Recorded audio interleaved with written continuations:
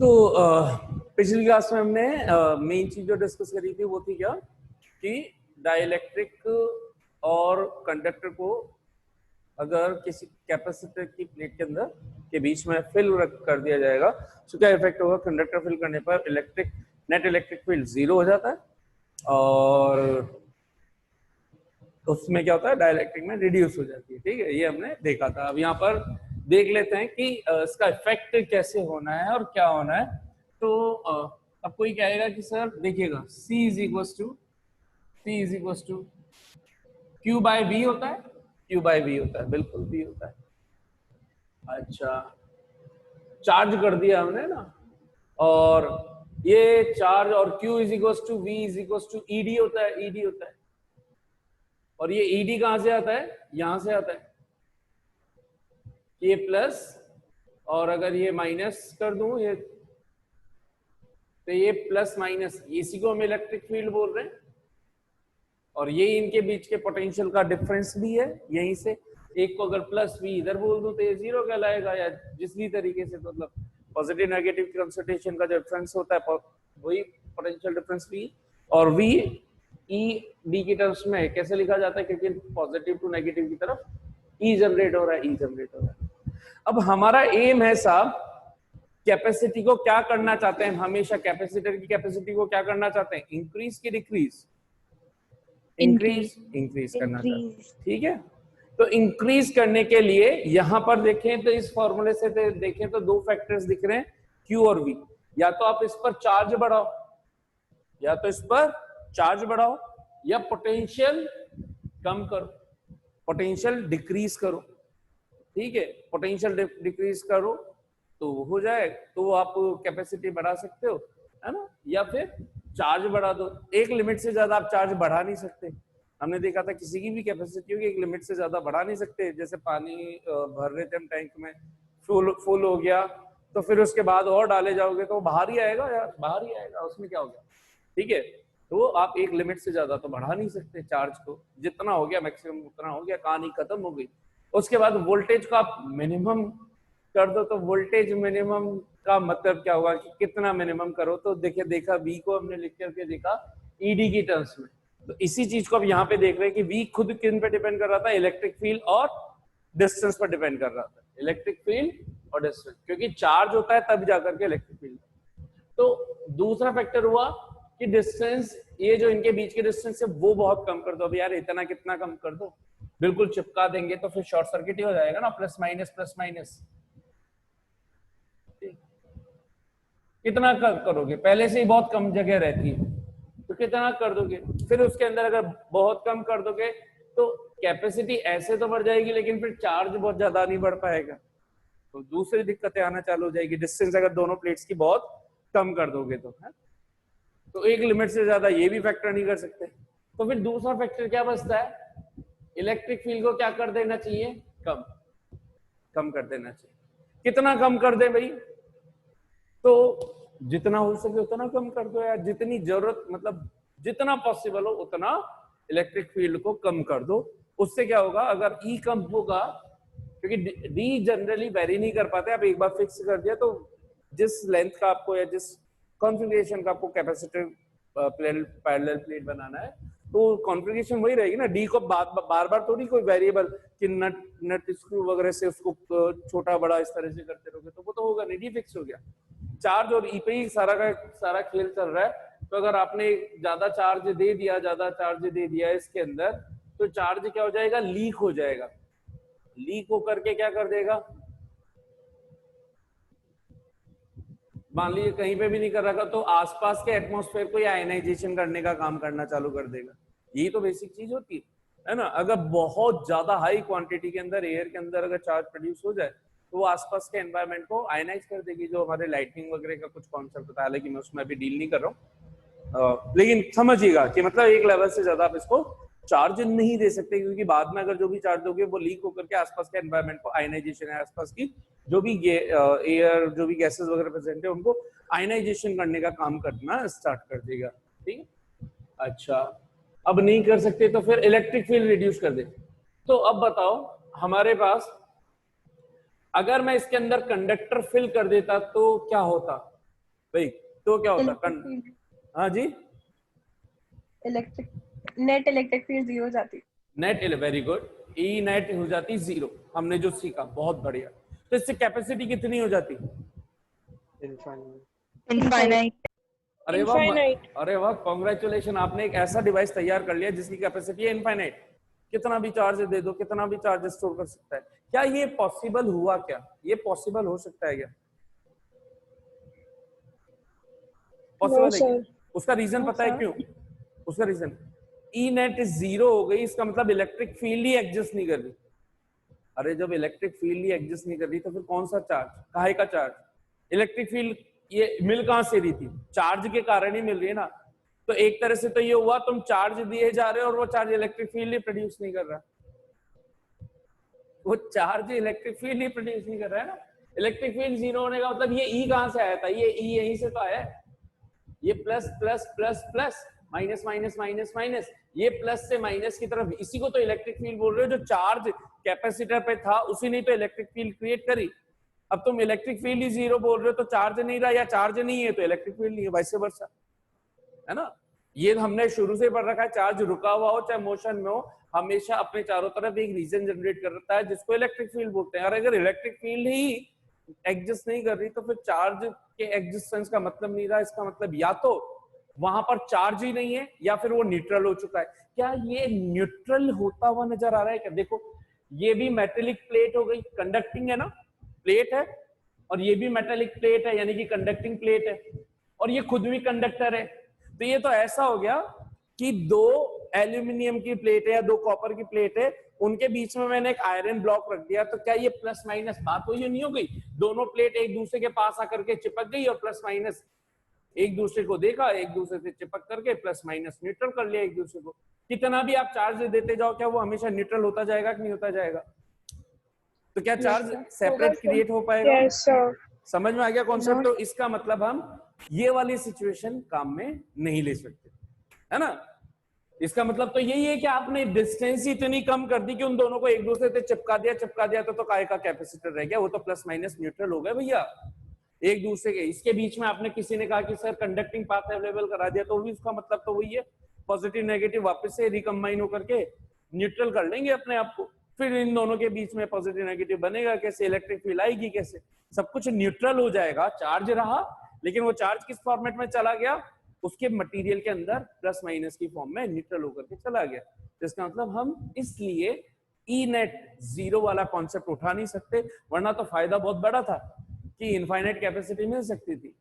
ठीक है, और याद करो वो दिन, क्या इसी वजह से किसी बच्चे ने मेरे से क्वेश्चन पूछा था कि सर अर्थ की कैपेसिटी इनफाइनाइट होती है? पूछा था ना? पूछा था, किसी ने पूछा था बीच में? मैंने पूछा था। क्या याद आ रहा है कि आप देखो कि इनफाइनाइट क्यों होगी? क्योंकि कितना भी चार्ज आप अर्थ को दे सकते हो as compare to any other device, as compare to any other device present on the earth, whatever charge you want you can supply to the earth. आ गया यार? समझ में आ गया? सो जब यानी कि पोटेंशियल डिफरेंस हमेशा 0 रहा, प्लस माइनस कंबाइन हो गए तो पोटेंशियल डिफरेंस 0 हो रहा। इलेक्ट्रिक फील्ड 0 होने का मतलब पोटेंशियल डिफरेंस 0 रहा। कोई पोटेंशियल में डिफरेंस नहीं है, पोटेंशियल में डिफरेंस नहीं है तो आप कितना भी चार्ज देते जाओ, अर्थ लेती जाएगी जितना मर्जी लो। क्योंकि हम किसके रेस्पेक्ट में बात कर रहे हैं? अर्थ के रेस्पेक्ट में अदर डिवाइसेस जो हमेशा उससे कई गुना कम चार्ज ही रख रहे होंगे। इसलिए आप अर्थ को, अर्थ के रेस्पेक्ट वाली चीजों में कितना भी चार्ज दे दो उसको कुछ फर्क नहीं पड़ रहा। तो इस वजह से उसलिए इसकी प्रैक्टिकली कैपेसिटी इनफाइनाइट मान ली जाती है, एक्चुअल में नहीं होती। ये फिर से आज वो रीजन। आगे बात करते हैं। अब हमारा काम हो गया कि यार ये तो समझ में आ गई भैया कि इनफाइनाइट नहीं कर सकते और चार्ज ज्यादा नहीं बढ़ा सकते, तो कॉन्सेप्ट क्या काम में लेना चाहिए? इलेक्ट्रिक फील्ड रिड्यूस कर दो। और इलेक्ट्रिक फील्ड रिड्यूस करने के लिए बोलो क्या चीज लेकर के आए? डाइलेक्ट्रिक। समझ में आई? तो इसका मतलब क्या तुम्हारा ये कॉन्सेप्ट क्लियर हो गया क्या कि what should be the effect of dielectric on a capacitor? Dielectric को इंसर्ट करवाऊं तो capacity should be increase, decrease और रिमेन सेम? डिक्रीज। ये कौन बोला भाई डिक्रीज? ये कौन सी देवी? ठीक है, तो यह डाइलेक्ट्रिक बढ़ाएंगे और डाइलेक्ट्रिक इंसर्ट करेंगे तो इलेक्ट्रिक फील्ड रिड्यूस होगा कैपेसिटी इंक्रीज हो जाएगी। That's what we want. ठीक, कैसे होगी जल्दी से समझ लेते हैं। तो एक तरीका तो ऐसा होता है जो एक लाइन का होता है, और दूसरा तरीका होता है जो थोड़ा सा डेराइव कर लेते हैं। तो थोड़ा सा मैं डेराइव करके दिखा देता हूँ, उसके बाद वरना तुम कहोगे एक लाइन के बाद कि सर अब इसकी क्या जरूरत आ रही। तो पहले मैं डेराइव करने वाला बता देता हूँ, फिर एक लाइन वाला देख लेंगे। ठीक, तो सब हमें बताया कि लेट्स सपोज इनिशियली हमने ले लिया एक कैपेसिटर सिचुएशन 1 के अंदर,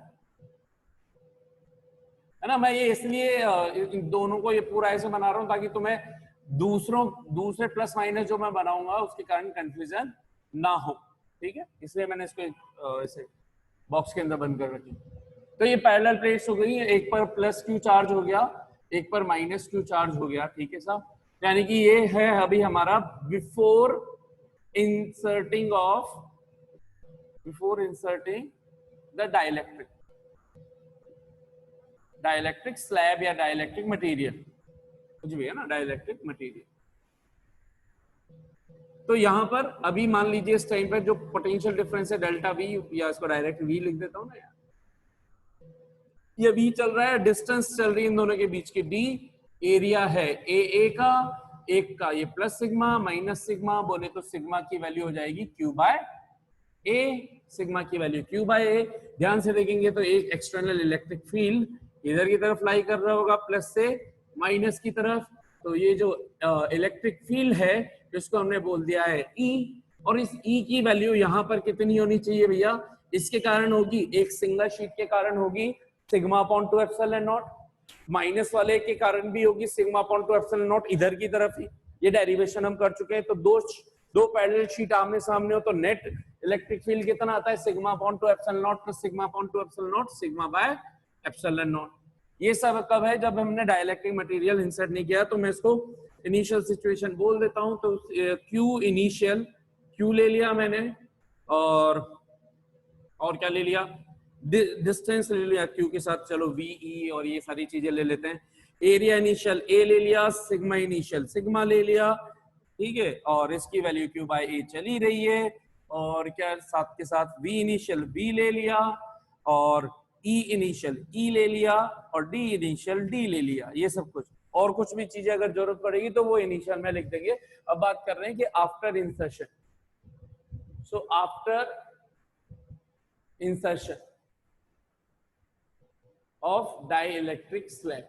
अच्छा, अब होता क्या है आपके कोर्स के अंदर, वैसे है नहीं, मतलब 12th के अकॉर्डिंग, 12th बोर्ड के अकॉर्डिंग, ठीक ठीक। तो अभी जो मैं कहानी बताने वाला हूं वो कहानी आपको ये याद रखना है कि हमने बैटरी नहीं लगा रखी है, ऑलरेडी कैपेसिटर चार्ज हुआ पड़ा है ना।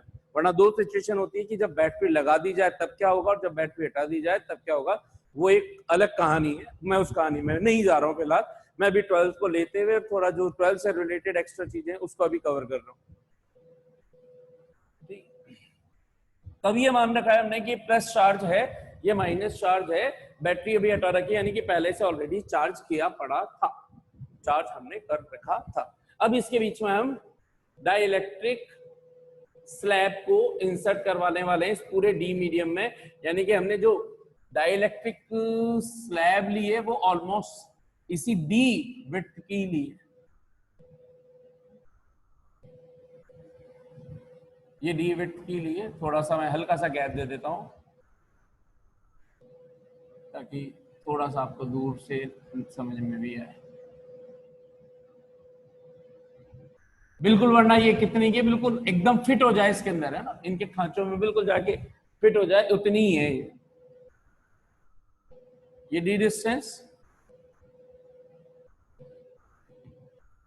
ये plus plus plus plus plate पर प्लेट पर प्लेट पर, minus minus minus minus minus minus minus minus दूसरी प्लेट पर, ठीक है साहब। ये हो गया प्लस क्यू था, अभी माइनस क्यू।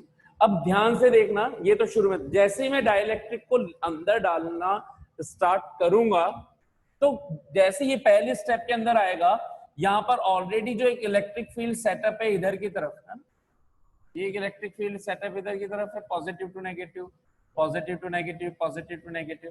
तो इस पॉजिटिव टू नेगेटिव के कारण क्या यहां पर कुछ कुछ होगा, क्या यहां पर ये जो पोलर नॉन पोलर थे वो पोलर फॉर्मेट में कन्वर्ट हो जाएंगे, ये वाले शेप बन जाएंगे, यानी कि इधर की तरफ माइनस आ जाएगा और ठीक इसके अपोजिट में प्लस आ जाएंगे कुछ, है ना, जितने हैं उसके कंपैरिजन में कुछ ही आएंगे, लेकिन आ गए तो ये अब ध्यान से देखें, ये इधर आ गए, ये तो इंड्यूस हो चुके हैं, लेकिन इन सब पॉजिटिव के कारण इन नेगेटिव पर एक फोर्स लगेगा। किधर की तरफ फोर्स लगना चाहिए बेटर व्यू के लिए? मैं बस ये डाइपोल का सिर्फ नेगेटिव हिस्सा इधर दिखा रहा हूँ, पॉजिटिव हिस्सा इधर दिखा रहा हूँ।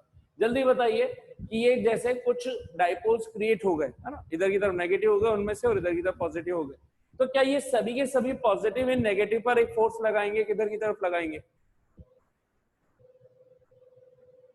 लेफ्ट। क्या इन पॉजिटिव के कारण इन नेगेटिव पर फोर्स लग रहा है? यस और नो? Yes sir. ये सब क्या इसको पकड़ के ऐसे खींचना चाहेंगे वर्चुअल एंड से, ऐसे खींचूं, और क्या ये इन पॉजिटिव पर नेगेटिव, ये वाले नेगेटिव लगा रहे हो, तो क्या ये इसको इधर खींचना चाहेंगे? Yes sir. Yes sir. एक इधर की तरफ खींचना चाहता है, एक इधर की तरफ खींचना चाहता है, और दोनों के फोर्स की स्ट्रेंथ सेम है, तो नेट मोशन किधर की तरफ आएगी? डाउनवर्ड। अरे यार देखो ना, एक हिस्से को इधर खींच रहे हो, एक हिस्से को इधर खींच रहे हो, तो ये वाला हिस्सा कहाँ जाएगा? एक कुर्सी का एक हिस्सा तुम्हारी तरफ पकड़ के खींचो, दूसरा हिस्सा दूसरा इस तरह से खींच रहा है, तो एक कुर्सी किधर मूव होगी? आगे की तरफ होगी, नहीं होगी? अरे यार समझ में नहीं आ रहा है क्या? Parallelogram law of vector addition, 2 vectors F1 vector F2 vector, इनका रिजल्टेंट नीचे की तरफ लगेगा कि नहीं लगेगा? ऐसे सोच लो ना, कॉमन सेंस है कि सब इसको ऐसे ही तो खींचेंगे, ये प्लस वाला भी तो इस माइनस में, नीचे का वाला प्लस भी तो इस पर अट्रैक्ट कर रहा है, तो अल्टीमेटली इसको कहां बुलाना चाहता है? नीचे की तरफ, नीचे। अगर ये धम्म से आ गया तो धम्म से ये पड़ जाएगा, तो फिर इसके अंदर कोई चार्ज इंड्यूस होगा नहीं। शुरू के अंदर बस जो 2-3 रह गए वो इंड्यूस होकर के रह गए, फिर कोई चार्ज इंड्यूस होंगे नहीं। क्यों? एकदम से आ गया। हमारा एम है धीरे धीरे आए, है ना, धीरे धीरे से आते जाएं, तो आते जाएंगे तो वो माइनस प्लस कन्वर्ट होते जाएंगे। उस धीरे धीरे से लाने के लिए हम क्या करेंगे? इस पर एक फोर्स लगाएंगे। किधर लगाएंगे? वो फोर्स किधर लगाऊं ताकि इसको धीरे धीरे लेकर के अपवर्ड लगाना पड़ेगा। वो एक्सटर्नल होगा कि इंटरनल फोर्स होगा? वो एक्सटर्नल। ये एक्सटर्नल फोर्स ऑलमोस्ट इसकी वैल्यू के बराबर होना चाहिए। तो एक्सटर्नल फोर्स हम इसको पकड़ के रख रहे हैं एक तरह से, हुआ कि ये एक बहुत भारी स्लैब है, वो अगर छोड़ दोगे तो धम्म से नीचे गिर जाएगी, उसकी जगह हम उसको धीरे धीरे धीरे से नीचे लेकर के जा रहे हैं। तो इसलिए एक्सटर्नल ऊपर एक हमारी तरफ एक फोर्स लगा रहे हैं, वो फोर्स, तो इसलिए कुछ वर्क डन हमें करना पड़ रहा है ऊपर की तरफ इस फोर्स की अगेंस्ट के अंदर। एक चीज का ध्यान रखना है। अब क्या हो गया? फाइनली चार्ज इंड्यूस हो गया और इसको मैं धीरे धीरे करके लिया है। अब इसकी बाकी की कहानी अभी ज्यादा विस्तार से नहीं करके, अब इसको मैं आपको वो चीज बता देता हूँ जो हमारा मेन फंक्शन करवाने का काम है। तो मैंने क्या किया, इसको मैं यहाँ पे ले आया सब और इसके अंदर फिट करवा दिया। ये negative positive negative positive negative positive, ठीक। इसके अंदर अगर फिर से वही, अगर ये 10 है तो इधर 4-5 की माननी है, यानी कि इलेक्ट्रिक फील्ड रिड्यूस हुई है। जितनी ज्यादा रिड्यूस होगी उतनी बढ़िया है, ये भी अच्छी बात है, बस जीरो नहीं होनी चाहिए। जीरो होने का कोई सेंस नहीं निकलेगा, है ना। तो अब मैंने क्या किया, इसकी थी अगर प्लस सिग्मा, इसकी थी माइनस सिग्मा, यानी कि बाय डिफॉल्ट अगर मैग्नीट्यूड वाइज बोलूं तो इनकी चार्ज डेंसिटी सिग्मा बोल रखी है, प्लस सिग्मा माइनस सिग्मा। तो इसकी ये plus minus plus minus plus minus, ये एक इलेक्ट्रिक फील्ड इधर सेटअप हुआ। तो अगर मैं बोलूं कि ई नेट अगर मुझे निकालना है तो वो कैसे निकलेगा, तो एक तो निकलेगा इसके कारण निकलेगा, तो वो कौन था? ई इनिशियल, ठीक।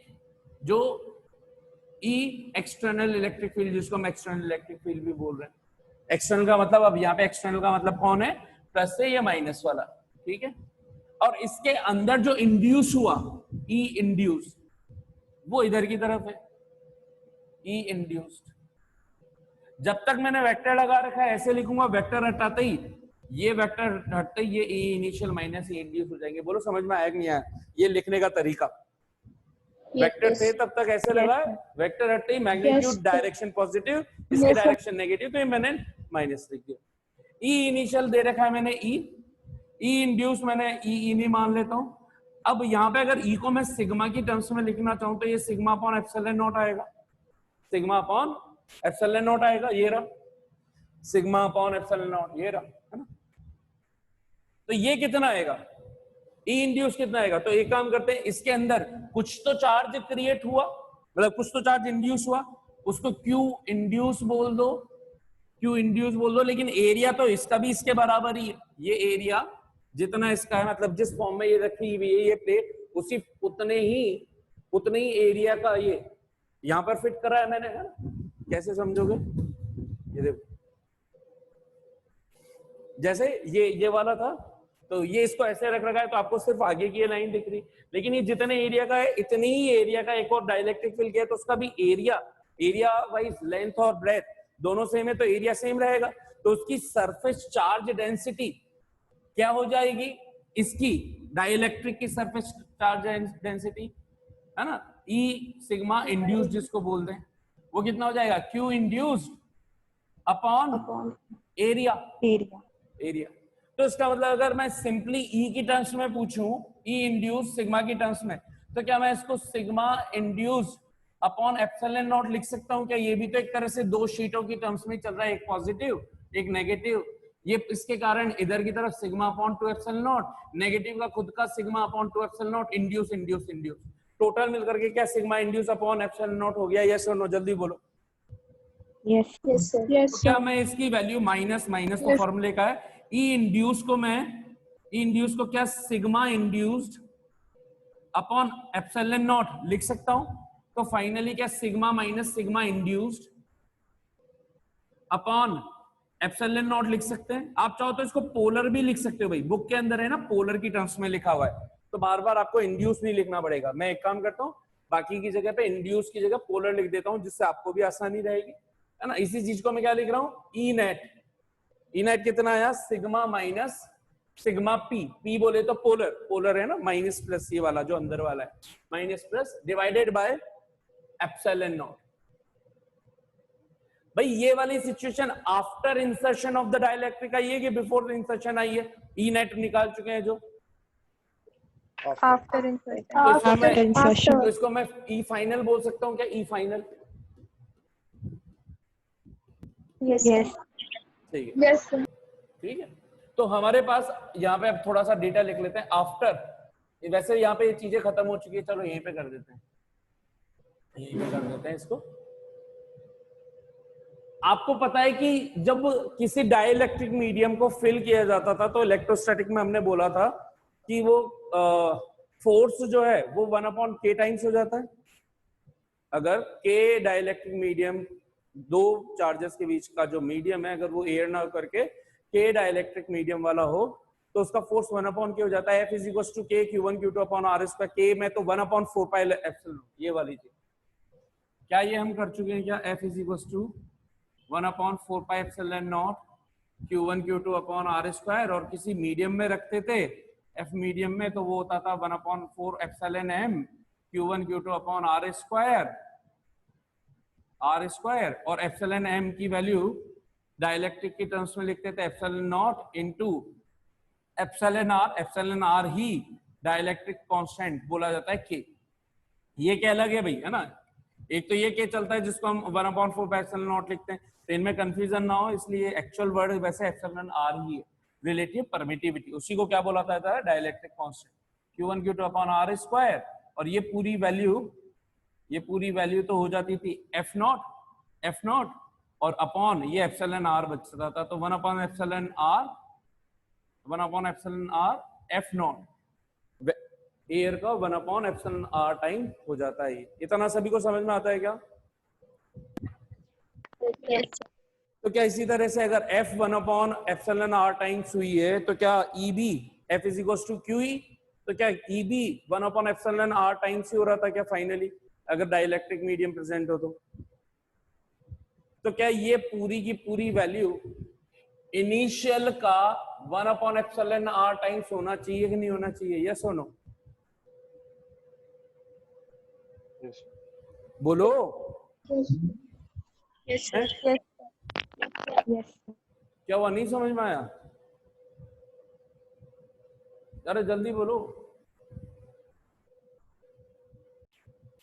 मैंने ये बोला कि जैसे आपने देखा था कि हमने फोर्स का फॉर्मूला पढ़ा था एयर के अंदर, इन एयर फोर्स का फॉर्मूला पढ़ा था 1/4 pi epsilon naught Q1 Q2 upon R square. अगर दो चार्जेस Q1 और Q2 इस सिस्टम को किसी एयर मीडियम के अंदर रखा हो या वैक्यूम में रखा हो तो ये फॉर्मूला होता है। और इसी सिस्टम को किसी लिक्विड में रख देते थे, किसी भी मीडियम जिसकी परमिटिविटी एप्सिलॉन m होती थी और इनके बीच की डिस्टेंस चेंज किए बिना r थी तो r ही, तो इसका जो फोर्स लगता था तो वो लगता था 1/4 pi epsilon m Q1 Q2 upon R square. तो Fm, और हमें लेकिन पहले से बताया कि मोड लिखते हैं इसको epsilon naught into epsilon r, epsilon m is equal to epsilon naught into epsilon r, है ना। या फिर आपने ये देख रखा है कि इसकी परमिटिविटी की डेफिनेशन ही यही होती है epsilon m upon epsilon naught. तो यहीं से एप्सिलॉन m की वैल्यू ये सब्स्टिट्यूट कर रहा हूँ किसकी टर्म्स में, इस एप्सिलॉन m की value is going to be substituted in terms of epsilon naught and relative permittivity. Relative permittivity को ही डाइलेक्ट्रिक कांस्टेंट बोला जाता है। तो जैसे यहाँ पे सब्स्टिट्यूट क्या, epsilon naught into epsilon r Q1 Q2 upon R square. तो इसमें ये वाला पूरा फैक्टर ध्यान से देखे तो ये तो F नॉट ही कहला रहा है, 1/4 pi epsilon naught Q1 Q2 upon R square, नीचे अपॉन एप्सिलॉन r बच रहा है। तो हम क्या बोलेंगे कि इस मीडियम में लगने वाला फोर्स 1/एप्सिलॉन r टाइम्स हो जाता है वैक्यूम का। वैक्यूम में लग रहा था या एयर में लग रहा था F नॉट, तो उस F नॉट का कितने टाइम्स हो जाता है 1/एप्सिलॉन r टाइम्स। इस 1/एप्सिलॉन r टाइम्स को ही K बोल रहे हैं यहाँ पे। क्या बोल रहे हैं, K, डाई इलेक्ट्रिक कांस्टेंट। भाई इस वाले K से कंफ्यूज मत हो ना, जो हम K Q1 Q2 upon R square, इस जगह तो ये K की वैल्यू 1/4 पाई एप्सिलॉन नॉट है और ये वाला K किसका काम कर रहा है, एप्सिलॉन r का। तो ये वाला जो K है क्या है, ये डाई इलेक्ट्रिक कांस्टेंट। चाहे आप एप्सिलॉन r बोलो चाहे K बोलो, डाई इलेक्ट्रिक कांस्टेंट। तो यहां पर फोर्स कितना हो गया, एयर का 1/K टाइम्स, एयर में जितना भी फोर्स लग रहा था उसका 1/K टाइम्स, और K की वैल्यू हमेशा 1 से ग्रेटर होती है। तो बताओ मीडियम में रखने पर फोर्स इंक्रीज हुआ था कि डिक्रीज हुआ था, मीडियम में रख दूं, K की value always greater than to 1 है ना, मिनिमम होगी 1 किसके लिए, एयर के लिए, और हमेशा 1 से बड़ी रहेगी। तो 1 से बड़ी रहेगी तो इस फोर्स को एयर के अलावा किसी भी सिस्टम में रख दूं तो वो फोर्स फाइनली इंक्रीज हो रहा होगा कि डिक्रीज हो रहा होगा, Decrease. समझ में आ गई इतनी कहानी। अगर F इज इक्वल टू हम लिख सकते हैं QE, तो F naught is equal to हो जाना चाहिए Q, चार्ज तो वही रहा E नॉट, लेकिन इसी फोर्स, अगर इसी को, इस सिस्टम को हमने मीडियम M में रख दिया तो यहाँ पे FM is equal to QEM हो जाएगा, QEM हो जाएगा। तो EM क्या हो जाएगा, FM अपॉन Q, है ना। तो ये कितना हो जाएगा, क्या 1/एप्सिलॉन r E नॉट हो जाएगा कि नहीं हो जाएगा, EM की वैल्यू। यस और नो बोलो, ये समझ में आया कि नहीं आया, Yes, sir. Yes, sir. आ गया, इतना समझ में आ गया भाई। तो क्या इलेक्ट्रिक फील्ड 1/एप्सिलॉन r टाइम्स हो जाता है।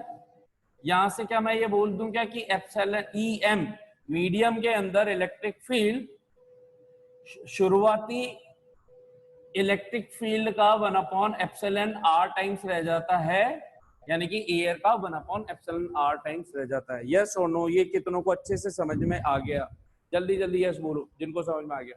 Yes. समझ में आ गया, देखिए साहब आप यहाँ पे,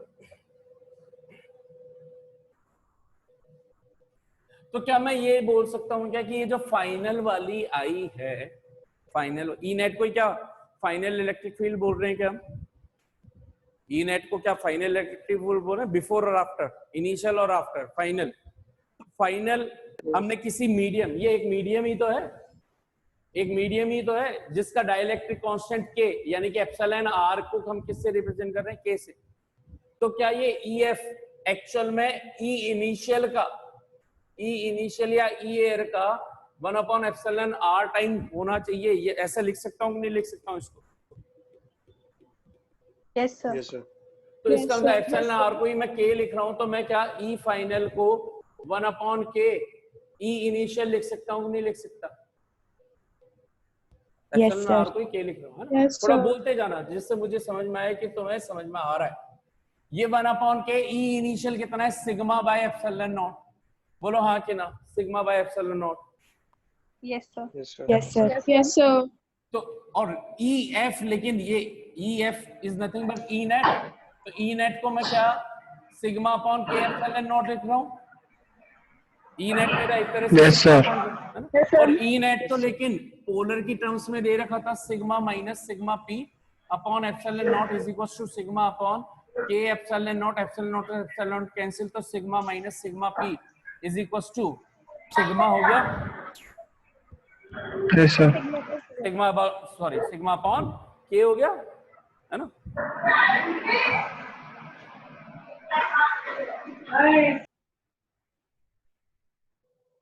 ठीक है साहब, तो ये चीज इतनी समझ में आ जानी चाहिए आपको। ये हमारा एक इंपॉर्टेंट रिलेशन आ गया। यहाँ से अगर किसी को पोलर की निकालनी हो तो ये कितना हो जाएगा? ये उधर चला जाएगा, ये इधर आ जाएगा, सिग्मा कॉमन आ जाएगा 1 - 1/k टाइम्स। पहली चीज, इस सरफेस चार्ज डेंसिटी कितनी बन चुकी है? इतनी बन चुकी है। अब कहानी जल्दी से लास्ट के 3 मिनट्स के अंदर मैं इसको खत्म करता हूं, देखिएगा।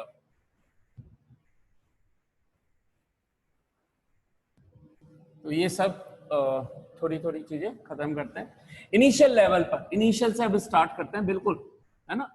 इतने से के अंदर मैं कोशिश करूंगा कि ये आपका डेरिवेशन खत्म हो जाए। पहला फर्स्ट पॉइंट सी इनिशियल, है ना? इसको C1 बोल देते हैं, बिफोर इंसर्शन। C1 होना चाहिए आपका Q1 अपॉन V1। तो C1 को हमने C बोल रखा है, Q1 को Q बोल रखा है, V1 को V बोल रखा है। C is equal to Q by V और C is equal to QED। ये हमारा फॉर्मेट हो गया, है ना? ये पहली चीज आ चुकी है। यहां पर देखते हैं केस 2 में, ये केस 1 में है। Case 1 before insertion, case 2 after insertion, after insertion of dielectric. After insertion किया तो C2, तो C2 तो लेकिन C रहनी चाहिए। C रहनी चाहिए क्या? नहीं, हमें तो कैपेसिटी चेंज करनी है ना, कैपेसिटी तो चेक करनी है, तो C2 तो चेक करना है। इस टाइम अभी कैपेसिटी थोड़ी चेंज है, वो सेम रखनी। Q2 upon V2। क्या सेकेंड सिचुएशन के अंदर जो Q2 होना चाहिए टोटल सिस्टम का, जो हम कैपेसिटर के रेस्पेक्ट में दे रहे हैं, क्या वो QE रहना चाहिए? क्योंकि चार्ज तो प्लस ही था। यस और नो, जल्दी बोलो। Yes. इतना समझ में आता है? चार्ज पूरा सेम ही रहेगा ना कैपेसिटर पे। चार्ज बैटरी से अगर मैंने इसको 10 कूलम चार्ज दिया था, तो क्या ये 10 कूलम चार्ज इधर उधर कहीं चला जाएगा क्या? क्या टोटल चार्ज काउंट करोगे तो 10 कूलम ही आएगा कि नहीं आएगा? ये दोनों तो वापस एक दूसरे को कैंसिल आउट कर देंगे, यही इसी का चार्ज बोला जाएगा। 10 कूलम ही आएगा कि नहीं आएगा? समझ में आती है इतनी बात? तो हमने बोला कि Q2 रहेगा तो QE, लेकिन जो V2 है इसको लिख सकता हूं E2 D2, है ना? या E फाइनल D फाइनल, इसको फाइनल की टर्म्स में करते हैं ताकि तुम्हें समझने में आसानी रहे। तो Q फाइनल तो Q ही रहा, और V फाइनल हो गया E final D final. Q E final की वैल्यू, E फाइनल की वैल्यू कितनी आई है साहब? क्या इसी को हम E फाइनल बोल रहे हैं? कहां गया? ये रहा। ये वैल्यू भी आप बोल सकते हो E final, sigma upon K epsilon not. बोलो, इसको लिख सकता हूं कि नहीं लिख सकता एप्सिलॉन नॉट की टर्म्स में? Yes, sir. Yes, sir. तो सिग्मा अपॉन, आप चाहो तो इसके थ्रू भी कर सकते हो। फिर इसकी वैल्यू को आपको ये लिख देना है। मतलब आप, किसी ने कहा कि नहीं सर आप तो वो बाद में समझाया था, आप इसको ऐसे लिखो, तो मैं इसको ऐसे लिखूंगा। तो क्या मैं सिग्मा माइनस सिग्मा पी की वैल्यू सिग्मा बाय के ही लिखूंगा कि नहीं लिखूंगा? बोलो यहाँ के ना। तो अल्टीमेटली क्या ये सिग्मा बाय के एप्सिलॉन नॉट ही बन